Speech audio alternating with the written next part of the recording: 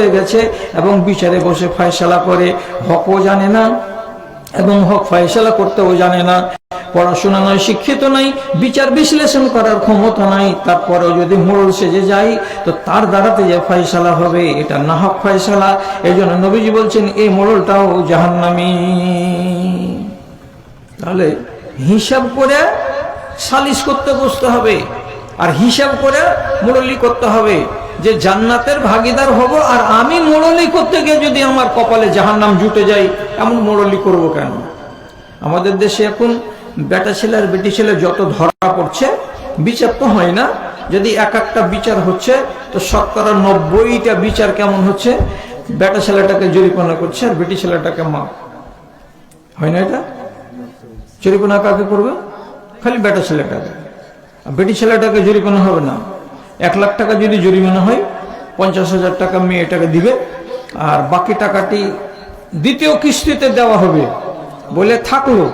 এবার দ্বিতীয় কিস্তির নামে 8 দিন গেল, 10 দিন গেল, 15 দিন গেল, 50,000 বাকি টাকাটি কোনখানে যে কোন ব্যাঙে চেটে নিল তো আল্লাহ জানে আর আপনারা জানেন, যারা যারা বিচার করেন তারা বুঝতে পারেন যে টাকাটা গেল কোনখানে।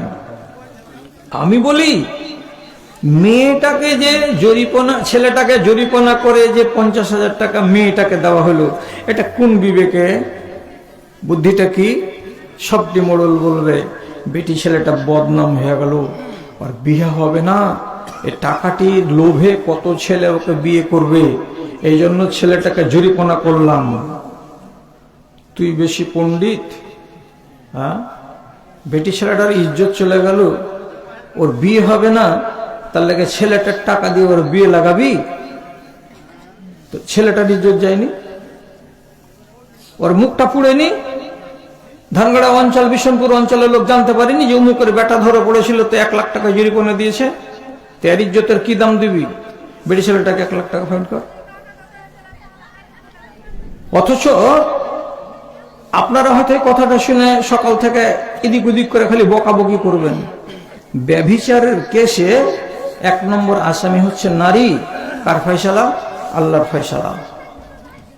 কোরআনে পরিষ্কার করে লেখা আছে, আগে কার নাম দেওয়া আছে? আগে স্ত্রীটার নাম দেওয়া আছে। 2 নম্বরে কার নাম? পুরুষটার নাম। তাহলে ব্যভিচারের কেসে 1 নম্বর আসামি হলো কে? নারী। আর 2 নম্বর আসামি কে? তো নর। আর আমি আর আপনি বিচার করছি নিজের তালে চলবার জন্য, কি ছেলেটাকে ফাইন কর, মেয়েটাকে দে কিছু, আর বাদ বাকিটা নিজের পকেটে ভর। জাহান্নাম ঘাটা তাকাইছে, খালি মুড়ে দেখ একবার কত মোড়লের বেটা মোড়ল হয়েছিস আর কত মোড়লি করতে জানিস।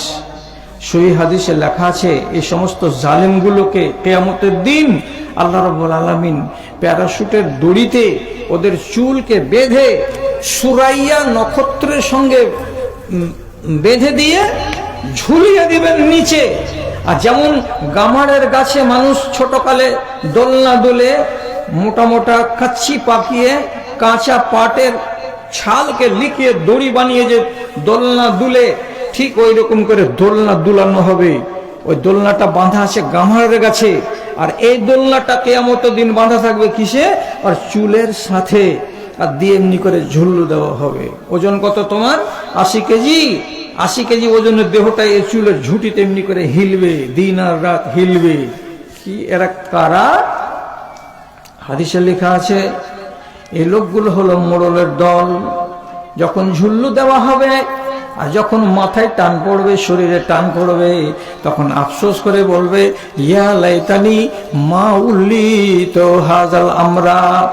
হায় আমার দুঃখ, হয় আমার আফসোস, আমাকে যদি দুনিয়াতে মোড়ল বানানো না হতো তাহলে আজকে আমাকে এত কঠিন সাজাটা নিতে হতো না। তুমি করবে জুলুম মানুষের উপরে, আর আজকে তোমাকে আল্লাহ তাআলা ঝুল্লু খেলাবে না তো কাকে খেলাবে? ইনসাফ যদি নষ্ট হয় ওখানেই অস্তিত্ব লাভ করবে জুলুম, আর যে করবে জুলুম তার নাম জালিম, আর যে হবে জালিম তাকে খেসারত দিতেই হবে। হযরতে হিশাম বিন হাকিম রাদিয়াল্লাহু তাআলা আনহু বলছেন, সাহাবী, আমি একবার বেড়াতে গেলাম সিরিয়া বেড়াতে গেছি, তো আজব তামাশা। কি 10-12 জন লোক, এরা হলো নাবতি। এরা অ্যাকচুয়াল মিশরের লোক নয় এবং এরা ইরানেরও লোক নয়, এরা মিক্সচার নসলের লোক, ওদেরকে বলা হয় নাবতি। সেই নাবতি লোকগুলোকে 10-12 জনকে রোদ্রে খাড়ো করে রাখা আছে। পরনে একটা আন্ডার প্যান্ট আছে, পাগুলো খোলা, সারাটা গা খোলা, মাথাটা খোলা, কোনো জামা নেই, কাপড় নাই, এবং তাদের শরীরে জাইতুনের তেল ঢেলে দেওয়া হয়েছে। তেল গায়ে চকচকে করে মাখিয়ে দেওয়া আছে, মাথাতে দিয়েছে, পেটে দিয়েছে, সব জায়গাতে তেল আর তেল দেওয়া হয়েছে। আর দেওয়ার পরে তপ্ত বালুর চরে 8-10 জন লোককে খাড়ো করে রাখা আছে। তেল কেন মাথায়? তেল দিয়ে যদি রোদে খাড়ো করা যায় তো ডবল রোদ লাগবে। তাতে তো আরবের মাটি, গরম মরুভূমি, তপ্ত বালু, এর উপরে খাড়ো করা আছে। সে রোদের টাইমে 10টা, 11টা, 12টা, 2টা, 2:30 এইরকম রোদ পড়ছে, খাঁ খাঁ করে, মাঠ ফাটা, কাঠ ফাটা রোদ।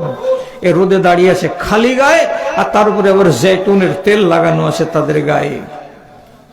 উনি জিজ্ঞেস করে বলছেন, এই লোকগুলোকে এমন করে রোদে কেন খাড়ো করে রাখা হয়েছে?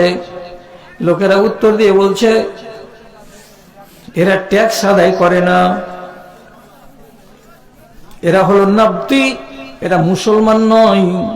তো মুসলমান না হতে গেলে মাসন্ত তাদেরকে কিছু টাকা সরকারের ঘরে জমা দিতে হয়, এটাকে ট্যাক্স বলা হয়।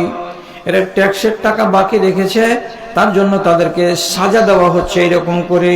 তোরা রোদে দাঁড়িয়ে দাঁড়িয়ে থাক সারা দিন, তোদের শরীরটা পুড়বে, মাথাটা গরম হবে, অসুখ হবি, হওয়ার পরে বিছানে যাবি, বিছানে যাওয়ার পরে তারপরে কবরে যাবি, এটাও তোদের জন্য ভালো, কিন্তু তোরা ট্যাক্স কেন আদায় করবি না?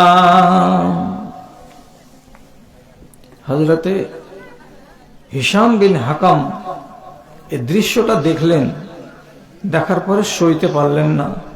সাথে সাথে প্যালেস্টাইনে গিয়ে যিনি কর্ণধার, স্টেটের মালিক, রাজ্যপাল, তার নাম ছিল উমাইর বিন সাইদ, উনাকে যে বলছেন, আসসালামু আলাইকুম, আপনি তো মুসলমানদের আমির, আপনার আন্ডারে তো এই স্টেটটা চলছে। হ্যাঁ, আমার আন্ডারেই চলছে। তাহলে আপনাকে একটা কথা বলবো, তো ভয় কি আছে? যে কি কথা বলবা? নবীজির মুখ থেকে শুনেছি, ইন্নাল্লাহা ইউআযযিবুল লাযিনা ইউআযযিবুন নাস, আল্লাহ রাব্বুল আলামিন ওই মানুষটাকে কিয়ামতের দিন সাজা দিবেন যে লোকটা দুনিয়াতে মানুষকে সাজা দেয় বা দিয়েছে। যে মানুষকে সাজা দেয়, সেই মানুষটাকে রব্বুল আলামিন কিয়ামতের দিন শাস্তি দেবেন। এটা হলো নবীজির মুখের কথা। সুতরাং আপনাকে কিয়ামতের দিন শাস্তি হবে, সাজা হবে, এটা অবধারিত। কেন যে আপনি মানুষকে কেন সাজা দিচ্ছেন? উনি বলছেন, আমি মানুষকে সাজা দিলাম কখন গো? বললাম, আপনার স্টেটের কিছু দূরে এমন একটা গ্রাম দিয়ে আসছিলাম, 7-8 জন লোককে রোদ্রে খাড়ো করা আছে, আর তাদের গায়ে তেল মাখিয়ে রাখা হয়েছে, আরে গরম বালুতে দাঁড়িয়ে আছে তপ্ত রোদে, তাদের মাথার উপরে ছায়া নেই। কেন?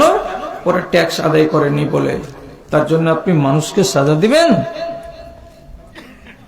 সাথে সাথে চমকে গেল উমাইর সাহাবী, উনি চমকে গেলেন যে আল্লাহ কোন কাজ করলাম? ট্যাক্স আদায় করেনি তার জন্য মানুষকে যদি আযাব দিই, তাহলে আল্লাহ আযাব দিবেন আমাকে।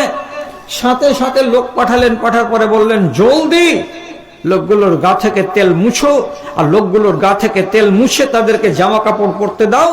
আর তারা ট্যাক্স আদায় করতে পারেনি, তার জন্য কোরআনের আয়াত আছে, কি যত গরিব আছে, দুঃখী আছে, অভাবী আছে, দরিদ্র আছে, অনাহারে থাকা লোক আছে, তাদেরকে বাইতুল মাল থেকে সাদকা দাও। ওদের পেটও চলবে, ওদের পরিধানেরও জিনিস হবে, আর ওই সাদকার দাম থেকে মাসিক ওকে যদি 100 টাকা লাগে, 150 টাকা লাগে, তো সেই টাকা ওখান থেকে সে শোধ করবে। তুমি বাইতুল মালের টাকাকে জমা করে রেখে দিয়েছো, আর গরিবগুলোকে এরকম করে সাজা দিচ্ছ, এরকম জুলুমের কাজ করবে না। তাহলে জুলুমকে একগুলো মানুষ চিনতে পারেনি। আর হযরত হিশাম রাদিয়াল্লাহু তাআলা আনহুর হাদিস থেকে বহু লোক শিক্ষা পেল যে হ্যাঁ, মানুষকে কষ্টে ফেলে দেওয়াটার নাম হচ্ছে জুলুম। জুলুম যেন আমার দ্বারাই না হয়, আপনার দ্বারাই না হয়। আর কি কথা বলেছিলাম, আল্লাহ রাব্বুল আলামিন বলছেন ইহসান করো। ইহসান মানে কি? ভালো ব্যবহার। ইহসানের নতুন কোনো তর্জমা নেই, নতুন কোনো অর্থ নেই। যদি আপনি জানতে চান তাহলে আপনাকে সহি কথা বলি। একটা হাদিস আছে, খুব প্রসিদ্ধ হাদিস। হাদিসটাকে বলা হয় হাদিসে জিবরিল। জিবরিলের হাদিস। জিবরিল মানুষের রূপ নিয়ে এসে হাঁটু পাড়া দিয়ে রাসূলুল্লাহর সামনে বসলেন, আর রাসূলুল্লাহর হাঁটুতে হাঁটু লাগিয়ে দিয়ে মুখামুখি বসে বেশ কিছু প্রশ্ন করলেন আর বেশ কিছু জবাব পেলেন। তো রাসূলুল্লাহকে জিজ্ঞেস করা হচ্ছে আর রাসূলুল্লাহ একটা একটা করে উত্তর দিচ্ছেন। তো শেষের বেলায় রাসূলুল্লাহর কাছে প্রশ্ন করছে এই মানুষের রূপে আসা জিবরিল আমিন, যে বলছেন আখবিরনি আনিল ইহসান। ইহসান কাকে বলে আল্লাহ রাসূল একটু বলবেন কি? ইহসান কোন জিনিসটার নাম? তখন রাসূলুল্লাহ বলছেন ইহসান কাকে বলে এটা জানতে চাইছো? তখন বলছেন আন তা'বুদাল্লাহ কান্নাকা তারাহু, তুমি তোমার রবের ইবাদত করবে এমন ভাবে যেমন কি তুমি তোমার আল্লাহকে দেখতে পাচ্ছ। এটার নাম ইহসান। মানে কি? নামাজে দাঁড়ালাম, আল্লাহু আকবার, তো কেমন করে দাঁড়াতে হবে? নবী বলছেন কান্নাকা তারাহু, আপনি এমন করে নামাজে দাঁড়ান যাতে কি আপনি যেন আপনার চোখের সামনে মুসাল্লার উপরে আপনি নিজের রবকে দেখতে পাচ্ছেন। তাহলে মালিককে দেখতে পেলে, রবকে দেখতে পেলে আমার সেজদা অনেক উত্তম হবে, আমার রুকু অনেক সুন্দর হবে, আমার সাজদা অনেক সুন্দর হবে। কেন? যে আমার সামনে কি আছে? আমার রব খাড়ো আছে। তারপরে নবী বলছেন ফাইনলাম তাকুন তারাহু, যদিও তুমি তোমার রবকে দেখতে পাবে না, তোমার রবকে দেখা যাবে না তোমার সিজদা গাহে, ফাইন্নাহু ইয়ারাকা, কিন্তু তোমার রব তোমাকে দেখতে পায়। এইরকম মন নিয়ে সিজদা করো, এটার নাম হলো ইহসান। তাহলে ইহসানের মানে কি দাঁড়ালো? সুন্দর করে সিজদা করো, সুন্দর করে রুকু করো, সুন্দর করে কিয়াম করো। এই সুন্দর করে কাজ করাটার নাম হলো ইহসান। ইহসান করো। আর একবার ইহসানের মানে হলো কারোর উপরে সহানুভূতি করা, এটাও মানে আছে। কেমন সহানুভূতি করতে হবে? তো সহানুভূতির মানে আপনাকে শিখাতে গিয়ে বলছি যে আল্লাহ পাকের রাসূলের 150 নাম হলো হযরতে আসমা। বিয়ে হয়েছিল জুবাইর রাদিয়াল্লাহু তাআলা আনহুর সাথে মক্কাতে। তো আসমা যে স্ত্রীটার পেট থেকে পয়দা হয়েছিলেন, আবু বকরের স্ত্রী, ওই স্ত্রীটা মুসলমান না হওয়ার কারণে আবু বকর সিদ্দিক ওকে তালাক দিয়ে দিয়েছিলেন। এই মহিলার নাম ছিল কাতিলা। তা আবু বকর সিদ্দিকের এক জমাদার স্ত্রী হলো এই মহিলা কাতিলা। এর পেট থেকে পয়দা হয়েছেন কে? তো হযরতে আসমা। আর আম্মা আয়েশা পয়দা হয়েছেন আরেক মায়ের পেট থেকে, এটা আবু বকরের বেটি, এটাও আবু বকরের বেটি। ফতে মক্কার দিন হযরতে আসমা চলে এসেছেন হাঁটতে হাঁটতে নবীজির কাছে, এসে বলছেন আল্লাহ পাকের রাসূল একটা কথা জিজ্ঞেস করব আপনাকে। কি কথা জিজ্ঞেস করবে? তো বলছে আমার মা, যেটাকে আমার বাপ আবু বকর সিদ্দিক তালাক দিয়ে দিয়েছেন দীর্ঘদিন আগে, সেই মা কাতিলা আমাকে চিনে এবং আমি আমার মাকে চিনি। আজ পর্যন্ত আমার মা মুসলমান হয়নি এবং আমি ঈমান এনেছি এবং আমি জুবাইরের সঙ্গে আমার বিয়ে হয়েছে। আমার স্বামী মুসলমান এবং আমি মুসলমান। আমি সুখে পরিবারে আছি, আমার কাছে কষ্ট নাই, আমার হাতটা সচ্ছল আছে। এই মা মাঝে মাঝে মাঝে মাঝে আমার কাছে চলে আসে, আমার কাছে বসে, আমার সাথে গল্প করে, কেমন আছিস বেটি আসমা, তুমি কেমন আছো মা? এই ধরনের মা বেটিতে গল্প টল্প হয়। শেষের বেলায় আমি দেখতে পাই আমার মায়ের গায়ে একটা ভালো চাদর নাই। অনেক সময় দেখতে পাই আমার মায়ের মুখগুলো শুকিয়ে টুকিয়ে আছে। তখন মাকে বলি মা খানা পানি নাই নাকি? তো মা বলে বেটি অভাবে আছি, অত দানা পানি আমার নাই। তো রাসূলুল্লাহকে জিজ্ঞেস করে বলছেন আফা আসেলো আনহা, রাসূল আমার মাটা তো হলো গায়ের মুসলিম আর আমি হলাম মুসলমান। তো আমার মতো মুসলমানের, আমার গায়ের মুসলমান মাকে কি দান টান দেওয়া যাবে? আমার বাড়ি থেকে যদি 1 কাঠা চাল দিয়ে দিই, এটা কি গুনাহ হয়ে যাবে? আমার কাপড়গুলো যদি একটা আমার মাকে দিয়ে দিয়ে বলি, মা এই ম্যাক্সিটা তোকে দিয়ে দিলাম, তুই গায়ে দিবি, যা বাড়ি নিয়ে যা। তো আমার গায়ের পোশাক যদি আমার মাকে দিয়ে দিই, এটা কি অন্যায় হবে? কি বলছেন আপনি? যদি বলেন অন্যায় হবে, তাহলে আমি আমার মাকে দিব না। আর যদি বলেন না অন্যায় হবে না, তাহলে পরে আমি আমার মাকে দিতেই থাকবো, ওর উপরে নরম নরম ব্যবহার করতে থাকবো। রাসূলুল্লাহ যখন শুনলেন, তখন শোনার পরে বলছেন, সেলি আনহা, তোমার এই মা গায়ের মুসলিম তো, ইমান আনেনি তো? না, ইমান না আনতে গেলেও তোমার এই মায়ের উপরে তোমাকে মেহেরবানি করতে হবে। এটার নাম হচ্ছে সহানুভূতি, এটার নাম হলো ইহসান। তোমার মা, ও তোমাকে জন্ম দিয়েছে, কিন্তু রব্বুল আলামিন ওর নসিবে দিন লেখেনি বলে ইসলাম কবুল করতে পারেনি। তোমার নসিবে আল্লাহ তাআলা দিন লিখেছে, তুমি ঈমান কবুল করেছো, আর কবুল করেছো, মুসলমান হয়েছে বলে তোমার কাফের মাকে তুমি চোখে চোখে দেখবে না আর দয়া করবে না, এটা নয়। ওর উপরে ইহসান করো। ইহসান মানে দয়া, ইহসান মানে সহানুভূতি। তাহলে কাফের মায়ের উপরে রাসূলুল্লাহ সহানুভূতি করতে বললেন, এটার নাম হলো ইহসান। একদিন জাইনাব নামের একটা মেয়ে ছেলে রাসূলুল্লাহর বাড়ি এসে রাসূলের সাথে দেখা করবে বলে, আরো 3-4টা মেয়ে লোক বলতে বসে আছে ওরাও দেখা করবে বলে। এর একটা প্রয়োজন, এর একটা প্রয়োজন, ওর একটা প্রয়োজন, আলাদা আলাদা প্রয়োজন নিয়ে এসেছে। তো এই জাইনাব আব্দুল্লাহ বিন মাসউদ রাদিয়াল্লাহু তাআলা আনহুর স্ত্রী, এর নাম জাইনাব। এ এসেছে তার নিজের কথা বলার জন্য। তো সাহস করে ডাকতে পারে না নবীজিকে। তখন হযরতে বিলালকে দেখলেন যে বিলাল রাদিয়াল্লাহু তাআলা আনহু রাসূলের মুয়াজ্জিন, এ তো ঘনিষ্ঠ লোক। তো বিলালকে বলি, তখন বলছে, বেলাল ভাই, ও বেলাল ভাই, এদিকে শুনো একটু। যে কি? তো বলছি, একটু নবীজিকে যে বলো না, আমি এসেছিলাম এখানে একটা মশলা জানবার জন্য। তো রাসূল আমার সাথে একটু যদি দেখা করতেন, কথা বলতেন, আমাকে কথা বলার সুযোগ দিতেন, তো বড্ড ভালো হতো। তখন হযরতে বিলাল পুরুষ মানুষ, রাসূলুল্লাহর ঘরের দিকে এমনি করে বাড়ি দিয়ে খবর দেওয়ার পরে ভিতরে ঢুকে যাচ্ছে। যাওয়ার পরে বলছে, আল্লাহ পাকের নবী, আপনার সাথে জাইনাব কথা বলবে, তার জন্য বাইরে বসে আছে। তখন রাসূলুল্লাহ বলছেন, আইয়ু জায়ানেবে,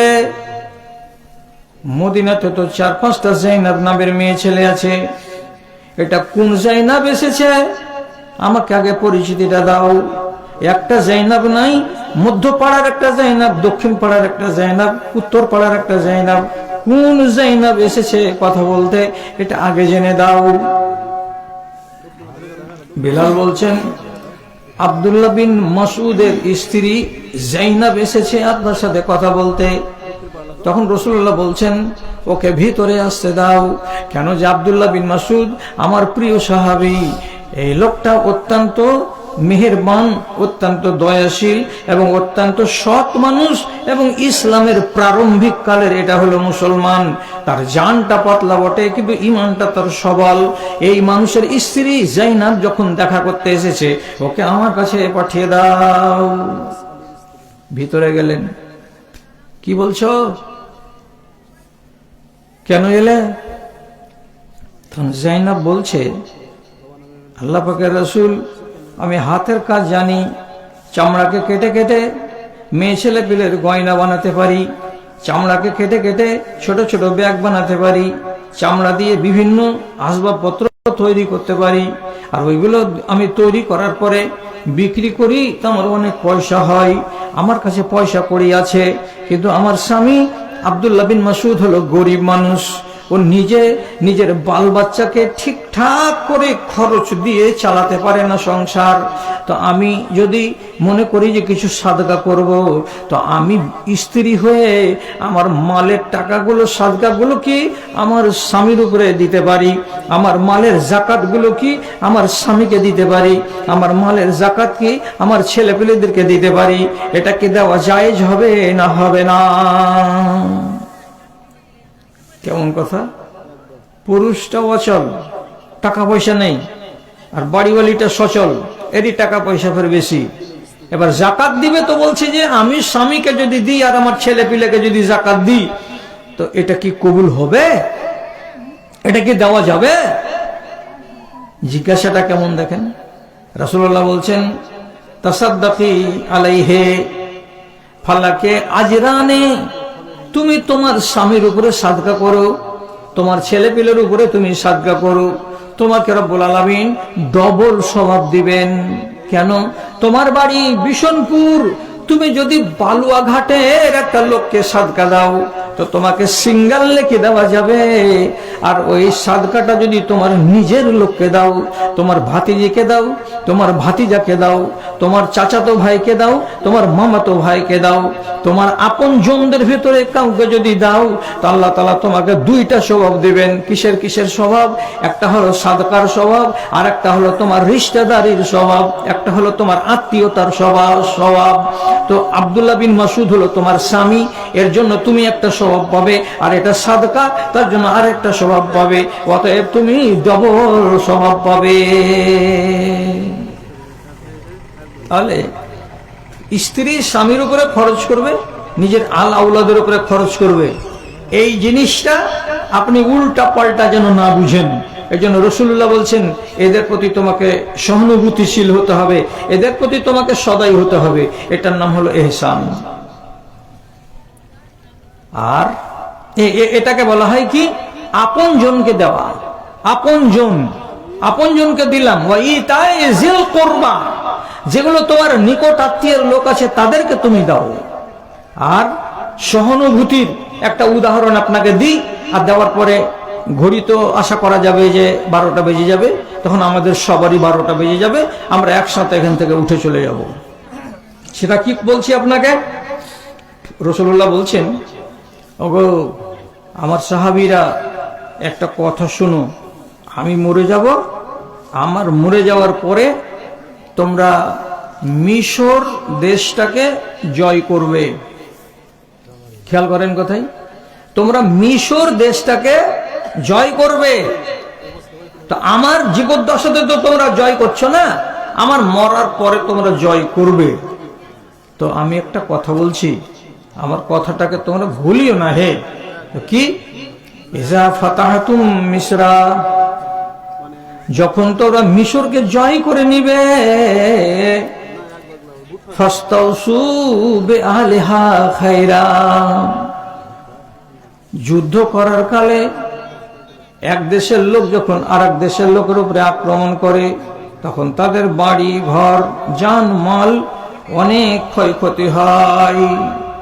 যুদ্ধ তোমরা করবে ঠিকই, মিশরকে তোমরা জয় করবে ঠিকই, কিন্তু আমার পক্ষ থেকে একটা কথা শুনে রাখো, তোমরা তাদের সাথে তোমরা ইহসান করবে, ভালো ব্যবহার করবে, সদয় হবে, তাদের প্রতি সুবিচার করবে, তাদের উপরে তোমরা মেহেরবানি করবে।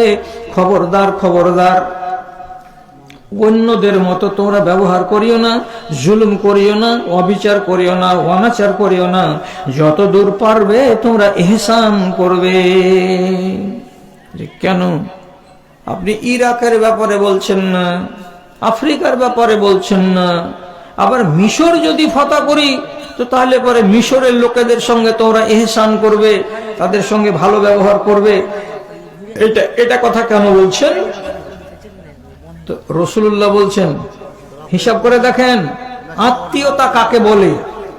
আত্মীয়তার কথা বলতে গিয়েই বলছি কথাটা, যে আত্মীয়তার সম্পর্ক এটা কত নিবিড় এবং এর কত গুরুত্ব আছে ইসলামী শরিয়তে। যে রাসূল কারীম বলে যাচ্ছেন যে আমার পরে যখন এই ঘটনা ঘটবে তখন তোমরা অবিচার অনাচার করবে না, এবং এমন ভাঙচুর আগুন লাগা এই ওই মারপিট এতগুলো করবে না। যে কেন? রাসূলুল্লাহ বলছেন মিশরের লোকের সাথে আমাদের দুই রকমের সম্পর্ক আছে, আমার দুই রকমের সম্পর্ক আছে। রাসূলের বাড়ি হলো মক্কা, হিজরত করে গেলেন মদিনা, আর মদিনা থেকে যদি প্লেনে যাওয়া যায় তো তাহলে 3 ঘন্টা লাগবে কায়রো বিমানবন্দরে নামতে এরোপ্লেনকে, এত দূরে আছে মিশর। তো রসুলের ফের মিশরের লোকের সঙ্গে সম্পর্ক কিসের? কে আছে ওখানে করে? দিমাগটা রসুল্লাহ কত দূর নিয়ে গেছেন তো দেখেন। ইব্রাহিম নবী আমাদের বাপ, তাহলে বাপের বেটা ইসমাইল, আর ইসমাইলের এই যে বংশের ধারাটা চলে আসছে, তো শিখাবার জন্য শুধু বলছি, ইব্রাহিম নবীর একটা স্ত্রীর পেট থেকে বাচ্চা পয়দা হলো, তো তার নাম হলো ইসমাইল। আর আরেকটা স্ত্রীর পেট থেকে একটা বেটা পয়দা হলো, তার নাম হলো ইসহাক। ইসহাকের মায়ের নাম সারা, আর ইসমাইলের মায়ের নাম হাজেরা। কতটা মাথায় থুবেন? নবী ইব্রাহিমের দুই বিবি, তো হাজেরার পেট থেকে যেটা বেটা পয়দা হলো তার নাম ইসমাইল। এই ইসমাইলের বংশতে 4000 বছর পর নবী মুহাম্মদ মুস্তাফা সাল্লাল্লাহু আলাইহি ওয়াসাল্লাম পয়দা হলেন। তাহলে ধারাটা কি? ইসমাইলের ধারা। ইসমাইলের মার বাড়ি কোথায়? এটা তো সবাই জানেন। নবী ইব্রাহিমের বাসস্থান হচ্ছে প্যালেস্টাইন, মিশর। আর মিশর থেকে নিজের স্ত্রী হাজেরাকে নিয়ে আর কোলের শিশু ইসমাইলকে সাথে করে নিয়ে তিনি এসেছিলেন মক্কা পায়ে হেঁটে। আল্লাহর পক্ষ থেকে হুকুম হয়েছিল, আপনি আপনার বাচ্চাকে আর স্ত্রীকে নির্বাসনে দেন। তো এই মক্কার কাছে যখন রেখে চলে যাচ্ছিলেন, তখনই হাত তুলে দোয়া করে বলেছিলেন, এই আল্লাহ, আমি আমার স্ত্রীকে আর আমার বাচ্চাকে এমন এক জায়গাতে রেখে দিয়ে গেলাম যেখানে গাছ নেই, গাছড়া নেই, বাড়ি নেই, ঘর নেই, জনবসতি নেই, মানুষ নেই, জন নেই, এমন নির্জন জায়গাতে রেখে দিয়ে গেলাম তোমার আদেশ বলে। তো তাহলে হাজেরার মায়ের বাড়ি কোথায়? মিশর। তাহলে নবীজি যদি এই দিক দিয়ে সূত্রটাকে স্থাপন করেন, তাহলে ওইখানে কোথায় গিয়ে দাঁড়াবে? দাদির বাড়ি কোথায়? মিশর।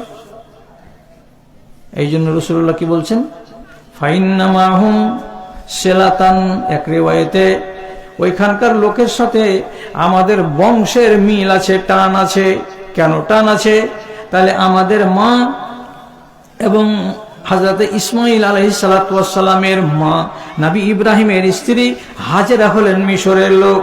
মিশরের মেয়ে ছেলেকে নবী ইব্রাহিম বিয়ে করে এখানে রেখে গেছিলেন, এখানেই পরবর্তীতে আবাদ হয়েছেন। কাজে এই সূত্র দিয়ে যদি দেখি, তাহলে ওটা হলো আমার দাদির দেশ, ওটা হলো আমার বাবার দেশ। বাবার দেশের লোকেদেরকে সম্মান জানাতে হয়। জি, একটা হলো রিশতা, আর একটা রিশতা, সেটা কি? রাসূলুল্লাহ এক জমানায় মদিনাতে হিজরত করে যাওয়ার পর দ্বিতীয় হিজরির শেষের দিকে, তৃতীয় হিজরির প্রথম দিকে অনেক রাষ্ট্রপ্রধানকে চিঠি লিখেছিলেন, দাওয়াত দিয়েছিলেন ইসলামের। তো ওইখানে মিশরের সম্রাটকে দাওয়াত দিয়েছিলেন, তুমি ইসলাম কবুল করো। যাই হোক, সংক্ষেপে কথা হলো এই, মিশরের সম্রাট নবীজির নামে কিছু তোহফা দিয়ে পাঠিয়েছিল। তোহফা কি কি? একটা দাসী, তার নাম মারিয়া কিবতিয়া। বুঝতে পারছেন কথা? একটা দাসী এটা তোহফা দিয়েছিল, একটা খচ্চর তোহফাতে দিয়েছিল, আর একটা চাকর ওটাও তোহফাতে দিয়েছিল। মিশরের সম্রাট রাসূলুল্লাহ এটাকে দাসী হিসাবে গ্রহণ করে নিলেন। এ দাসীটার নাম কি বললাম? মারিয়া কিবতিয়া। এর পেট থেকে একটা রাসূলুল্লাহর বেটা পয়দা হয়েছিল, তার নাম ইব্রাহিম। এবং ইব্রাহিম ছোট্ট কচি বয়সে দুধ পান করা অবস্থাতে মারা গেছিল। ওই মরে যাওয়া বাচ্চার কবরের কাছে রাসূলুল্লাহ বসে বসে চোখের পানি ঝরাচ্ছিলেন। সাহাবায়ে কেরাম বলছিলেন, আপনি তো কাঁদতে নিষেধ করছেন, তো আপনার চোখে পানি কেন? তো নবীজি বলেছেন, গলা ফাটিয়ে কান্না করা নিষেধ করেছি, কিন্তু রহমতের বাড়ি যদি ঝরে চোখ দিয়ে, তো এটা নিষেধ নয়। আমি আমার বাচ্চার জন্য দুঃখের কান্না করছি, আমার চোখ দিয়ে পানি ঝরছে। তাহলে মারিয়া কিবতিয়া রাসূলুল্লাহর সহধর্মিনী হওয়ার অধিকার রাখেন না, কিন্তু যেহেতু তিনি তার সান্নিধ্যে এসেছেন এবং তার সংস্পর্শে এসেছেন নবীজি, সেই সূত্র দিয়ে এটাও তো এক ধরনের বিবি হয়ে গেল। অতএব মারিয়া কিবতিয়া কোন দেশের? তো মিশর দেশের। মিশর দেশের মেয়ে আমার সান্নিধ্যে ছিল এবং আমার সংস্পর্শে ছিল, যেমন স্ত্রীরা থাকে, সেই হেতু বকলমে ইনডাইরেক্ট ওটা হলো আমার শ্বশুরের দেশ। অতএব মিশরকে যেদিন তোমরা বিজয় করবে সেদিন মিশরের লোকের সঙ্গে তোমরা সদা ব্যবহার করবে, সৎ ব্যবহার করবে, এদের সাথে তোমরা নরম ব্যবহার করবে, ইহসান করবে। কাকে বলে ইহসান? আর কাকে বলে মানুষের সাথে সহানুভূতি করা এবং যারা যারা আপনার আপনজন তাদের প্রতি সহানুভূতিশীল হওয়া। যাই হোক, অনেক কথা বলার ছিল, অনেক কথা শোনারও আছে, আর আপনারা শুনলেনও অনেক কথা, জানলেনও অনেক কথা। এখন আমাদের ঘড়িতে আর 4টা মিনিট দেরি আছে 12টা বাজতে। 4 মিনিটে সাজেন, আর সাজার মধ্যে মধ্যে উঠবার কালে কাউরি বাকি ওই যে 5 বস্তা সিমেন্ট থেকে গেছে, দেওয়ার কি ইচ্ছা আছে? যদি দেওয়ার ইচ্ছা থাকে তো দিয়ে দেন, আর দেওয়ার পরে রাস্তা ধরেন, আমিও যাই আপনারাও যান। তোমার আদেশে দিন চলে যায়, তোমার আদেশে দিন চলে যায়, আধার নেমে আসে রাতে, কত যে শক্তি লুকায়ে রেখেছো তোমার নিপুণ 2 হাতে। মহাবিশ্বের তুমি যে চালক, উড়ুক তোমার জয় নিশান, ওগো আল্লাহ মেহেরবান, আমি গাহি তোমার গান, তুমি আমায় রিজিক